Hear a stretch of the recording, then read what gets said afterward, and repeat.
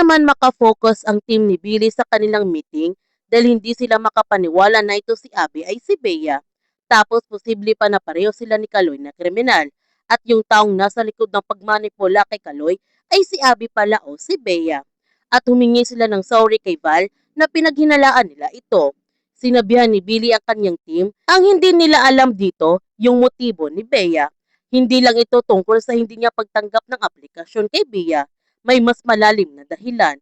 Pero ano? Habang si Bea tinatanggi naman niya sa pulis na wala silang koneksyon ni Kaloy at hindi niya ito kilala. Kaya ipinakita ng pulis ang video na magkasama silang dalawa ni Kaloy.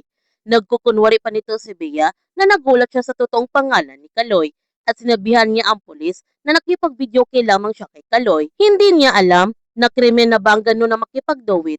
Ang sabi ng pulis na hindi. Kaya nagtanong nito si Bea anong ginagawa niya dito. Baka pwede na siyang umalis. Sinabihan ng pulis si Bea na inibitahan siya nila dito dahil nabanggit ang kanyang pangalan sa statement na binigay ni Jordan Valentin. Kung wala siyang koneksyon ni Carlos Toledo, bakit nakaregister sa cellphone ni Carlos Toledo ang mga tawag nito sa kanya? Nakahanap naman kagad ng palusot si Bea at sinabi niya na ninakaw ni Kaloy ang kanyang cellphone. Ngunit kahit anong paliwanag na ginawa ni Bea para palisin na siya ng pulis sa presinto, pero hindi pa siya pwedeng umalis dahil pag-uusapan pa nila kung bakit niya ginagamit ang identity ng kanyang kapatid. Unconscious pa rin si Kaloy at hindi nila makukuha ni Billy ang statement ni Kaloy. Pero kahit wala pa ang testimonya ni Kaloy, malakas pa rin ang kaso nila Billy laban kay Bea Mercado. Napatanong naman ito si Eric kay Precious kung paano napunta sa kanya sina Billy at Oliver. Ang sagot ni Precious na nagtatrabaho kasi siya noon sa DSWD. Tapos kasama sa mga kinupkop nila doon si Billy at saka si Oliver. Bata pa lang kasi si Oliver noon, naulila na sila. Hinahanapan nila sina Billy at Oliver ng foster home.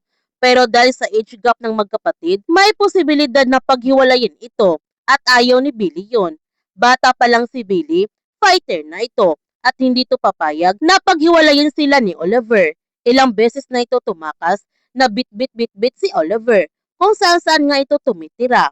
Sa kalsada, sa ilalim ng tulay, sa waiting shed. Tapos nung nakita niya si Billy at Oliver sa convenience store, doon na siya nakapag-desisyon na ampunin niya ito. At yung desisyon na yon, ang pinakamagandang desisyon na ginawa niya sa kanyang buhay. Ang alagaan sina Billy at Oliver, gawin silang pamilya at maging parang mga tunay niyang anak.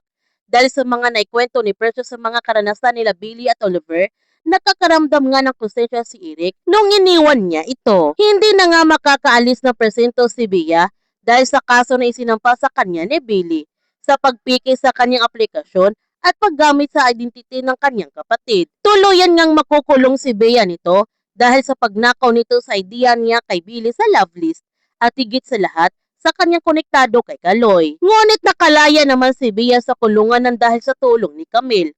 Nakapagpiyansa man si Bea pero hindi ibig sabihin na hindi tuloy ang cases nila Billy sa kanya. Hinihintay lang nila ang resolusyon ng piskal.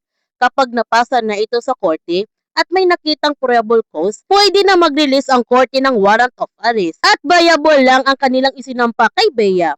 Kaya pwede pa rin makalaya si Bea habang ongoing ang kaso. At ang tanging paraan para hindi makalabas sa kulungan si Bea ay mahatulan ito. Kapag napaamin nila si Kaloy, siguradong madadamay si Bea. Samantala, sinisingil na nga si Enrico sa kanyang malaking utang kay Sandro at binibigyan siya ng 10 araw na palugit at kung hindi siya makakabayad, ang kanyang buhay ang kabayaran nito. Habang si Camille hindi na niya kailangan ng paliwanag ni Bea kung bakit ginamit nito ang identity ng kanyang kapatid dahil malaki ang naitulong ni Bea sa kanyang kumpanya at nakakuha sila ng mga investors nang dahil kay Bea. Ngayon nakalaya na si Bea, ano ang kanyang binabala kay Billy? Yan ang ating abangan sa Someone Someday.